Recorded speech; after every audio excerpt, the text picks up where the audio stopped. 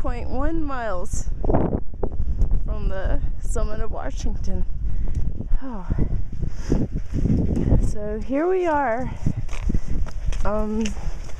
probably getting closer, maybe already at the 6,000 mark. And you can see it is pretty overcast, but I actually feel really fortunate because Washington, the summit of it, is known for having some of the worst weather in the US. So the fact that I'm just dealing with fog and about 50 feet of visibility is a-okay with me. I had been talking to northbounders before I got to Washington that had talked about getting called in 70-mile-per-hour winds, being knocked off their feet, and actually having to be evacuated from off the top of the mountain because the conditions were so dangerous. So I've been pretty nervous leading up to Washington about what the weather would be like. So this is pretty good. You can see these big rock piles in front of us.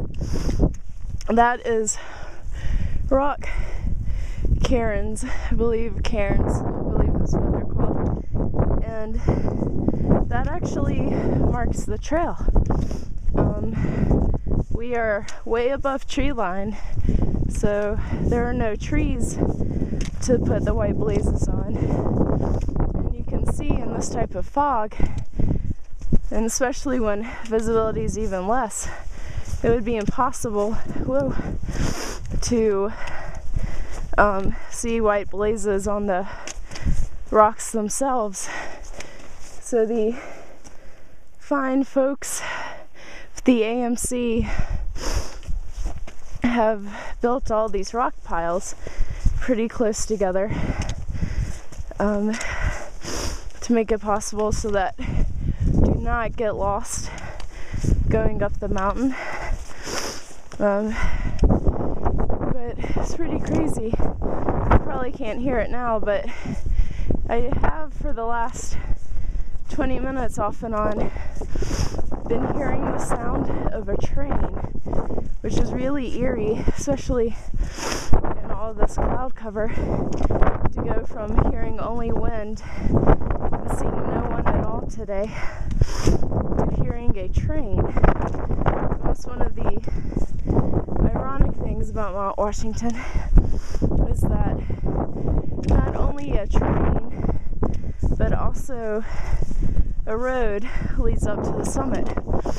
So tourists can either drive themselves up or take a scenic train ride up to the summit, while those of us hiking it are busting our butts and some pretty, sometimes hazardous weather. But the good news about this is that at the top there is, along with the weather observation, there's a little restaurant place where I will be able to get a nice hot cup of hot chocolate and be able to get out of the cold and the wind in order to take a little break and have my lunch, which I am looking forward to.